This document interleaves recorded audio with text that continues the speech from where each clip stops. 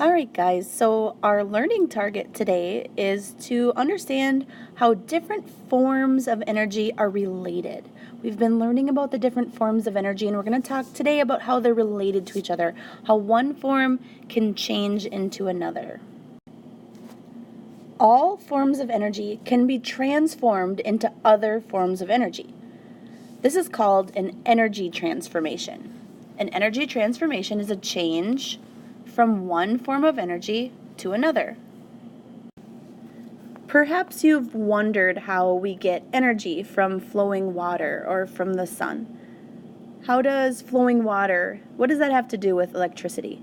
In a hydroelectric power plant, the mechanical energy of the moving water is transformed into electrical energy that we can use in our houses and for our appliances and our devices. Let's go through some examples together. Here we have a toaster. Now you're going to plug in the toaster, right? A toaster transforms electrical energy into thermal energy. The electricity goes in through the plug, and inside the toaster it transforms that into thermal energy. The energy gets hot and toasts the toast. So we have an energy transformation from electrical energy to thermal energy to toast the bread. How about a cell phone? Say you take a picture and you want to send it to your friend. Well, your cell phone converts the electrical energy of your in the cell phone to a signal, an electromagnetic signal that sends it to your friend. So a cell phone changes electric energy into electromagnetic energy. I will give you a few minutes to write down a few examples. You can find some more examples in your book as well. Let's take a look at the Apply It on page 121. Here we see a series of energy transformations must occur for you to ride your bike. We're going to write the forms of energy involved in each transformation. So here we're going to start with the sun. Remember that we learned that the sun is nuclear energy, and nuclear energy powers the sun. The sun's rays that come down to Earth are electromagnetic energy. So therefore, the nuclear energy gets transformed into electromagnetic energy. Let's add that in here. Plants then transform the electromagnetic energy that they absorb from the sun. They absorb that sunshine in the form of electromagnetic energy, do photosynthesis, and turn that energy into chemical energy. We talked about chemical energy being energy stored in the bonds between atoms, and that's also food. Then we eat the food, and our body turns that chemical energy into kinetic energy when we ride our bike. Our body also transforms that chemical energy of the food we eat into thermal energy to maintain our body temperature.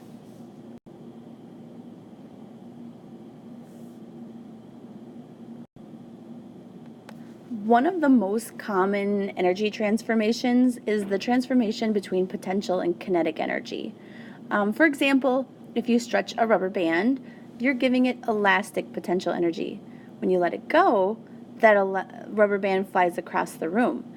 That elastic potential energy that you gave it is converted into kinetic energy. When the band is flying across the room, it has kinetic energy. A falling object also has a transformation between potential and kinetic energy.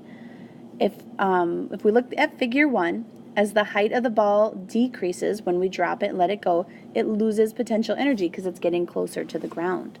At the same time, however, its kinetic energy is increasing because its speed is increasing. Its potential energy is transformed into kinetic energy. So here it starts up top here. We've lifted it up. It's high. It has lots of gravitational potential energy, but it's not moving when we're holding it, so it has no kinetic energy. As we let it go, it falls. Gravity pulls it down. It loses its potential energy. That energy is turned into kinetic energy as it speeds up. Let's do figure 1 on page 122. Figure 1 says the ball was photographed at equal time intervals as it fell. So from this first point to the second point to the third point and to the fourth point here, that's all an equal amount of time. How can we tell that the ball's kinetic energy is increasing? Well, we can see from the first interval to the second interval, the ball didn't move very far. From the second spot to the third spot, it moved a lot further. And from the third spot to the fourth spot, it moved even further. So the distance is increasing per unit time, so we can tell the ball is speeding up.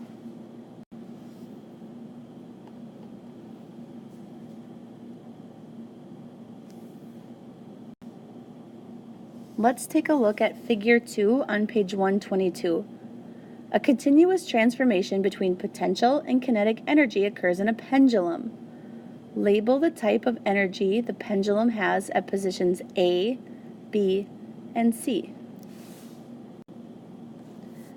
At spot A, the ball has gravitational potential energy.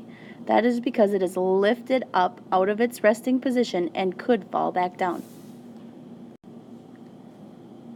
At position B, the ball has only kinetic energy. The ball is moving and it can't fall any further down. It's down in its lowest position, so it only has kinetic energy. All of the gravitational potential energy has been converted to kinetic energy. And then the ball keeps going back up. That kinetic energy is transformed into gravitational potential energy, and as it comes to its highest spot, it stops. It's not moving for a split second. And at that point, point C, again, it only has gravitational potential energy. Let's take a look at figure 3 on page 123. Figure 3 shows a pole vaulter. Energy transformations enable this athlete to vault more than 6 meters into the air. Let's identify the main forms of energy present at points A through D. At position A, the vaulter is running along the ground. So the vaulter has kinetic energy. They're not up off the ground yet, so no potential energy. At spot B, the guy is moving, so he has some kinetic energy. He's up off the ground, so he has some gravitational potential energy. But what we're really trying to show here is that the pole is bent, and the pole now has elastic potential energy. Now, up here at position C, the vaulter is moving, so they do have some kinetic energy, but they're really high off the ground. So what we're trying to illustrate here is that they have lots of gravitational potential energy. And as they fall down here at position D, their gravitational potential energy is turning into kinetic energy as they fall down. So as the pole vaulter runs, his kinetic energy turns into elastic potential energy and gravitational potential energy. That elastic potential energy turns into kinetic energy and gravitational potential energy, and then as he falls, that gravitational potential energy turns into kinetic energy. Let's do the assess your understanding on page 123. Number 1A, define. A change in one form of energy to another form of energy is called an energy transformation. B, relate cause and effect. When you turn on an iron, blank energy is transformed into blank energy.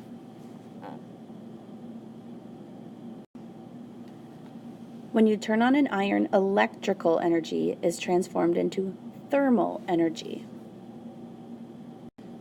C, describe the energy transformation that occurs in a waterfall.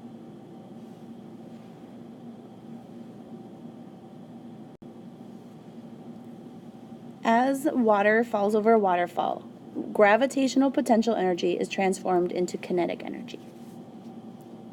The water is high up, so it has gravitational potential energy, and then as it falls down, that gravitational potential energy is transformed into kinetic energy. What is the law of conservation of energy? The law of conservation of energy states that when one form of energy is transformed to another form, No energy is lost in this process. According to this law, energy cannot be created or destroyed. So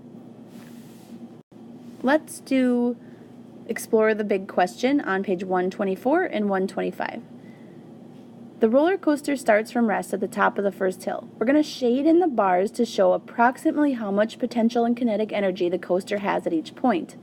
Assume that none of the coaster's mechanical energy is transformed into thermal energy, which can happen. When there's friction, a lot of times that mechanical energy is turned into thermal energy. We're going to pretend that that's not happening here. Also assume that no electrical energy is used to move the coaster. So up at the top of the hill, we have all potential energy.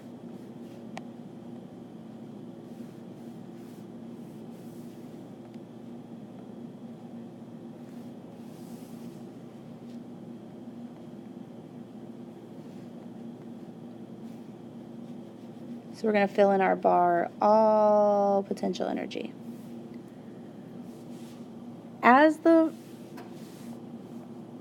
roller coaster is about halfway down, about half of that potential energy has been converted into kinetic energy. So we're going to fill in both bars about halfway.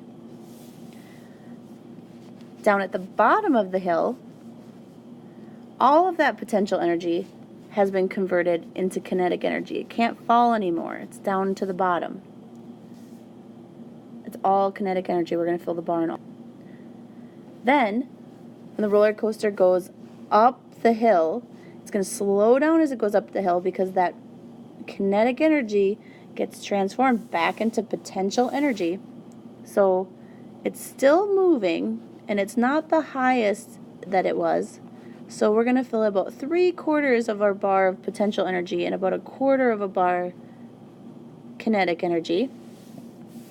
Then as the roller coaster goes back down and up a little hill, it's going to have a little bit of potential energy because it's up a little bit, and then about 3/4 kinetic energy. If you look at number 2, it says, suppose you had taken thermal energy into account in step 1. What would the total length of the shaded portion of the bars increase, decrease, or stay the same? Well, they would decrease because some of that energy would be transformed into thermal energy. And again, that happens because of friction. Number 3, why is the first hill of a roller coaster always the tallest? Well, as we said, some of the energy is actually transformed into thermal energy just due to friction between the roller coaster and the track. So some of that energy goes out as heat. And since that happens, the ride never has enough energy to make up a hill that tall again. Last question for today, assess your understanding number 2. How is energy conserved in a transformation? And the answer to that is that the total amount of energy before a transformation is the same as after a transformation.